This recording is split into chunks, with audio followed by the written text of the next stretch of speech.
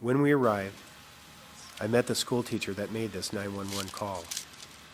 It was late summer, and she was there getting ready for the first week in school. Had she not been there, and had not these paramedics known what to do, this man would have died from a heroin overdose.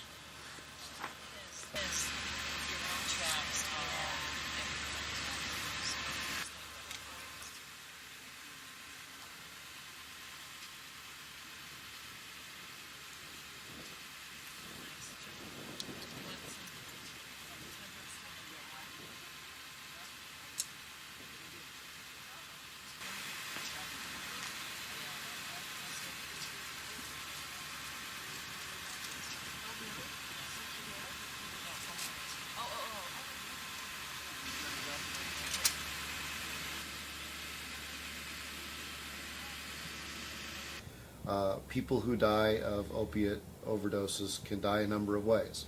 They can die not from the opiate itself, but from an anaphylactic-like reaction to something foreign in the drug itself. They can die because the concentration of heroin in what they're injecting is different than what their body is used to.